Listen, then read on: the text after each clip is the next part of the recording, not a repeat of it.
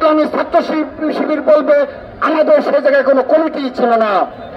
এবং সেজন্য তারা গুপ্ত অবস্থায় থেকে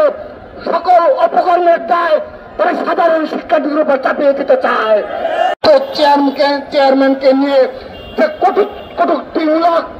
রাজনীতির উপহার দিল, আমরা বলতে চাই তার জবাব ছাত্রদল অক্ষরে অক্ষরে একসময় দেবে ইনশাআল্লাহ। আমরা এখন এই মুহূর্তে আরেকটি বিষয় আপনাদের সঙ্গে বলতে চাই, যখন এ ধরনের হত্যাকাণ্ড সংগঠিত হচ্ছে, বিশেষ করে চকবাজার মিটফুট হাসপাতালের এই ঘটনায়, সাম্য হত্যার ঘটনায় সহ সারা বাংলাদেশের আইন শৃঙ্খলা রক্ষাকারী বাহিনী নির্বিকার ভূমিকা পালন করছে, এবং সেক্ষেত্রে অবশ্যই এই ইউনূস সাহেবের নেতৃত্বে যে সরকার রয়েছে তার পুরোপুরি দায় রয়েছে, ব্যর্থতা রয়েছে,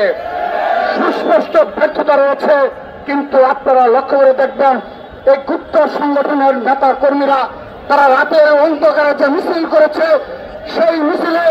এই সরকারের কোনো ব্যর্থতা তারা দেখে না, তারা এটিকে একটি রাজনৈতিক ইস্যু বানিয়ে আমাদের সর্বোচ্চ সাংগঠনিক অভিভাবক যিনি বিগত 17টি বছর দেশের বাইরে অবস্থান করছেন এবং বাংলাদেশের গণতন্ত্র পুনরুদ্ধারে সাহসিকতার সহিত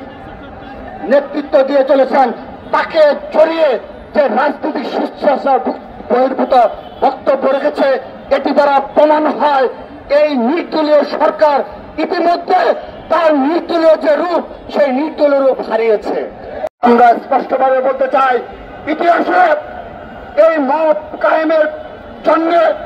এবং বিএনপির ভারপ্রাপ্ত চেয়ারম্যান জনাব তারেক রহমানকে নিয়ে কটূক্তিমূলক রাজনীতি শিষ্টাচার বহির্ভূত রাজনীতি প্রণয়নে এই নির্দলীয় সরকারকেও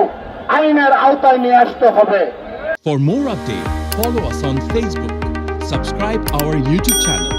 get the latest update on www.daily-sun.com.